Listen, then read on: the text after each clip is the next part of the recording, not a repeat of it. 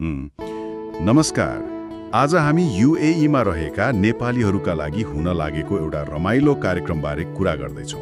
एउटा सांगीतिक कार्यक्रम होइन त? हो, एकदम। नेपालीज इन युएई वेबसाइटमा यसको बारेमा एउटा लेख आएको छ। मैले नि हेरेँ त्यो। अन्तर्राष्ट्रिय नेपाली कलाकार समाज मतलब आइनास युएईले गर्ने भनेको छ नि। हो, त्यही इनास म्युजिकल धमाका सिजन 3।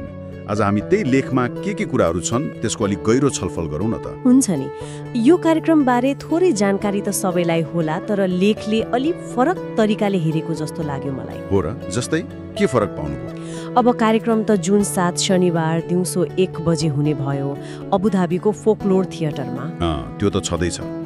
कलाकारहरू पनि चर्चित नै हुनुहुन्छ नि, हैन? हो नि। समीक्षा अधिकारी, खेम सेन्चुरी, रोज मोक्तान, हरि मोक्तान, कविता राणाभाट सबैजना हुनुहुन्छ। तर त्यो लेखले नि यसलाई खालि नाचगान र रमाइलो मात्र भनेको छैन, अलि बढी सांस्कृतिक महत्त्व दिएको छ। सांस्कृतिक महत्त्व कस्तो खालको? मतलब विदेशमा बसे पनि आफ्नो संस्कृति, सङ्गीत अनि नेपालीहरू बीचको एकता देखाउने एउटा अवसर जस्तो लेखले त्यतै जोड दिएको छ। त्यो त राम्रो कुरा हो। समुदायलाई जोड्ने कुरामा लेखले केही भनेको छ? आयोजक आइएनएस युएई को बारेमा? छ नि। आइएनएस युएईलाई साथी माया एन्टरटेनमेन्टले पनि सघाएको रहेछ। अनि लेखले के भन्छ भने उनीहरूले यो कार्यक्रम मार्फत युएईमा छरिएर रहेका नेपालीहरूलाई एकै ठाउँमा ल्याउन खोजेका हुन्, एउटा पुल जस्तो के। आइएनएस त अन्तर्राष्ट्रिय सञ्जाल नै भयो होइन? यसको युएई शाखाले यहाँको समुदायमा कला र संस्कृति मार्फत त्यो आफ्नोपन जगाउन खोजेको जस्तो देखिन्छ।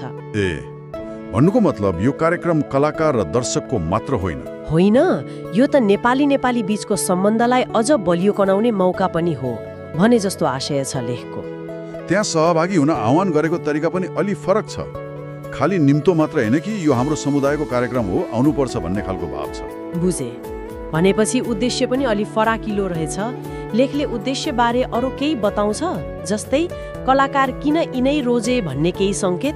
लेखले स्पष्टै भनेको छ नेपाली प्रतिभालाई प्रोत्साहन गर्ने रे अनि विदेशमा हाम्रो सांस्कृतिक सम्बन्ध बलियो बनाउने।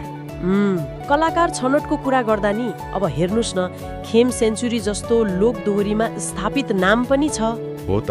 अनि समीक्षा अधिकारी जस्तो अहिलेको पुस्तामा एकदमै चलेको नाम पनि। यसले के देखाउँछ भने उनीहरूले सबै खालका दर्शकलाई तान्न खोजेका छन्। त्यो त हो। स्थापित र नयाँ पुस्ताको मिश्रण हो नि। लेखले ठ्याक्कै यही विश्लेषण त गरेको छैन, तर सङ्केत त्यस्तै मिल्छ। सबैलाई समेट्ने प्रयास। ठिक हो। अनि कार्यक्रममा जान चाहनेहरूका लागि जानकारी लिन वा टिकट किन्न केही व्यवस्था छ? लेखमा सम्पर्क नम्बरहरू पनि थिए क्यारे? थियो। लेखमा अबुधाबीका लागि अस्मत घिमिरेको नम्बर दिएको छ।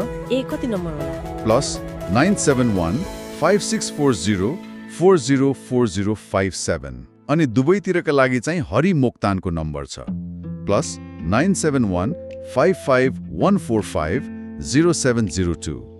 सम्पर्क व्यक्ति नै तोकेको रहेछ। हो, यो खालि नम्बर मात्र होइन नि। यसले के देखाउँछ भने आयोजकहरू समुदायसँग कति नजिक छन्। उनीहरू चाहन्छन् कि सबैलाई सजिलो होस्। यो त राम्रो व्यवस्थापन देखियो। हो नि। लेखले यसलाई समुदायको अपसनत्व र सहभागिताको प्रमाण जस्तो मानेको छ। कार्यक्रम सफल पार्न समुदाय नै लाग्नुपर्छ भन्ने सन्देश जस्तो। त्यसो भए नेपालीज इन युएई को लेखलाई हेर्दा यो कार्यक्रम सामान्य सांगीतिक साज मात्रै होइन रहेछ। होइन, यो त त्योभन्दा धेरै माछी छ। यो त युएई जस्तो ठाउँमा हाम्रो पहिचान, हाम्रो संस्कृति, हाम्रो समुदायको एउटा उत्सव जस्तै भयो। एकदम सही भन्नुभयो। ठ्याक्कै त्यही। लेखले दिन खोजेको मुख्य सन्देश पनि त्यही हो। इनास म्युजिकल धमाका सिजन 3 भनेको युएईमा नेपाली कला, संस्कृति र त्योभन्दा नि बढी हाम्रो सामुदायिक भावनाको प्रदर्शन हो। विदेशमा हुँदा आफ्नो जरासँग जोडिने, एकअर्कालाई भेट्ने राम्रो अवसर। बिल्कुल। फेरि एकपटक सम्झाउँछु है त। कार्यक्रम चाहिँ जुन 7 शनिबार दिउँसो 1 बजे अबुधाबीको फोकलोर थिएटरमा बस स्टेसन पछाडि हो। अनि जाँदा एउटा कुरा सोच्नलाई छोडौ न त। हुन्छ। के कुरा? यो नेपालीज इन युए जस्ता अनलाइन माध्यमहरूले यस्ता सामुदायिक कार्यक्रमबारे समाचार दिन्छन् होइन? यस्ता समाचार र विश्लेषणले वास्तवमा विदेशमा बस्ने नेपालीहरूको एकतामा, उनीहरूको मानसिक स्वास्थ्यमा, समग्र हितमा कस्तो असर पार्छ होला? के यो खालि समाचार मात्र हो कि समुदाय बनाउने प्रक्रियाको एउटा हिस्सा पनि हो? निकै गहिरो प्रश्न, सोच्न पर्ने कुरा हो यो।